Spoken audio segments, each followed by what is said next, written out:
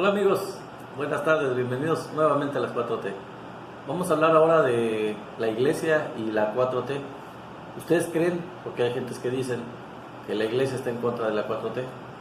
¿Cómo ven? Les voy a explicar la situación. La 4T es un movimiento que está tratando de lograr cambios radicales en la gente, en la mayor parte de la gente. Y en la iglesia siempre ha habido, es como México ahorita, ¿no? La iglesia tiene una parte liberal y una parte conservadora.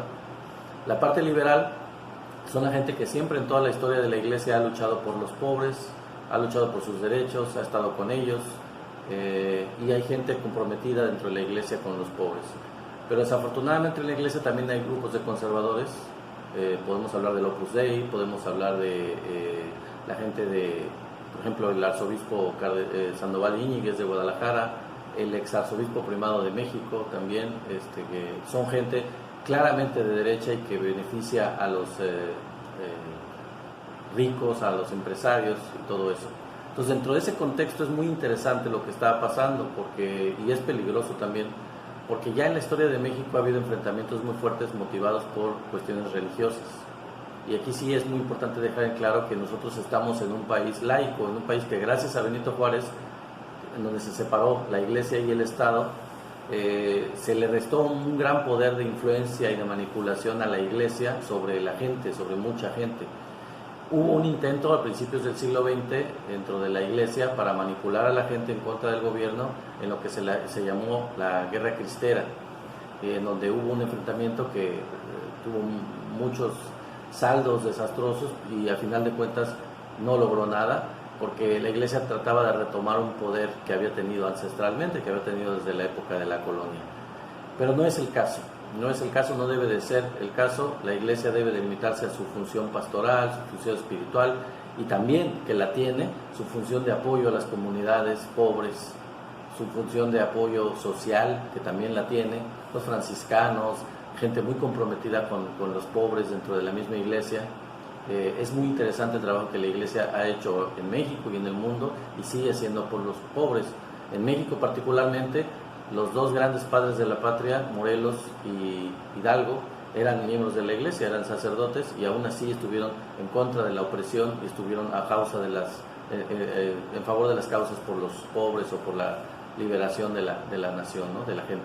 Entonces siempre ha habido ejemplos dentro de México de esta disputa entre los que benefician a los ricos, que yo le llamo la opción preferencial por los ricos en la iglesia, es el Opus Dei y grupos conservadores, y la opción preferencial por los pobres, en donde podemos mencionar a los franciscanos, un poco menos a los jesuitas, y también a muchos luchadores sociales, como lo fue en su tiempo también Vasco de Quiroga en Michoacán, o como lo fue Fray Bartolomé de las Casas, por ejemplo, en Chiapas, que luchó por los derechos de los indígenas con el rey Carlos V, ¿no?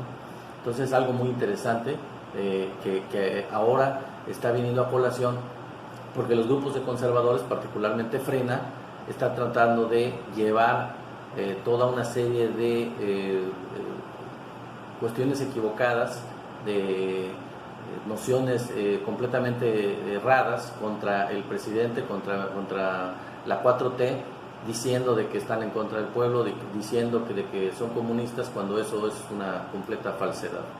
Entonces hay que aclarar eso. Es muy importante tener bien claro que ellos son los que han estado, una parte de la iglesia, a favor de causas conservadoras y en contra de la mayoría del pueblo. Y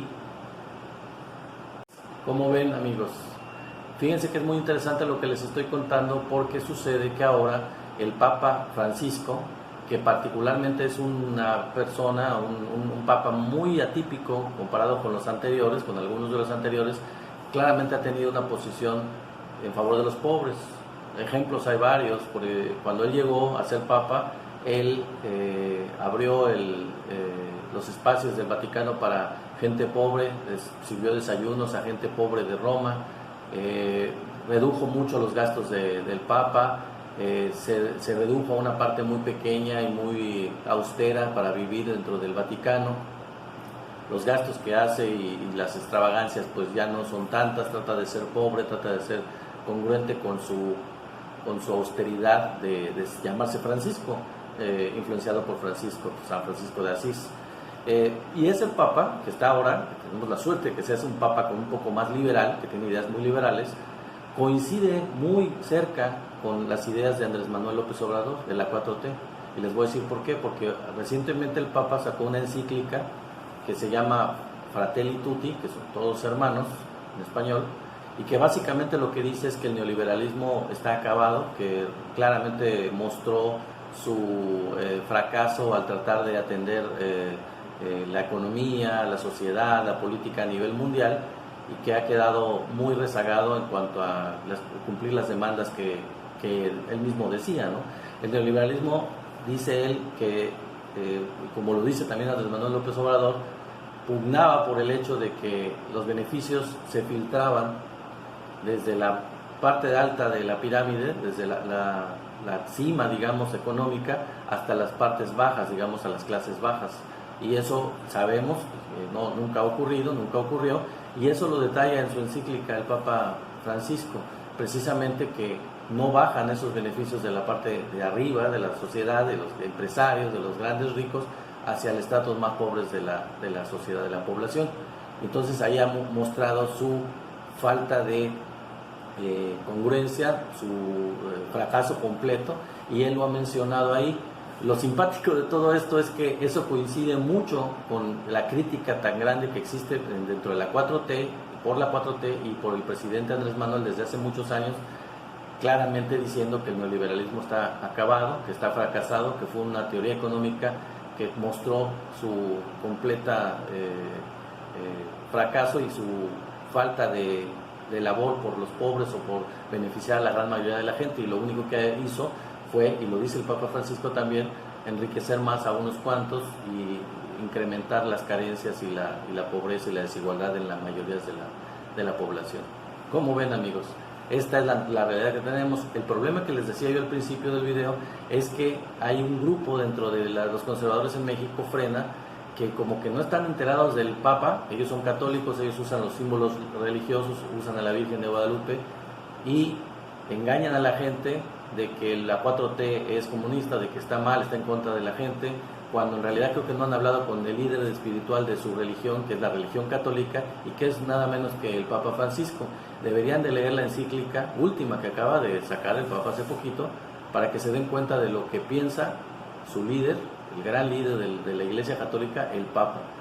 Y si ellos son católicos y lo son de verdad, se darán cuenta que la palabra del Papa dentro de la Iglesia Católica pues es dogma, ¿no? Es para seguirse, y deberían de seguirla y no hacerle caso a gente como los de Frena o otros líderes de un nivel mucho más bajo dentro de la jerarquía eclesiástica, que tienen una tendencia a odiar. Eso es todo por el día de hoy. Espero sus me gusta para que más gente pueda ver este video. Se los agradecería mucho sus comentarios también, y por favor pues les pediría que se inscriban a mi canal, que estamos hablando de todos estos temas todo el tiempo. La 4T, Rafael Meseguer, ahí los esperamos. Estamos en Facebook también y estamos en YouTube.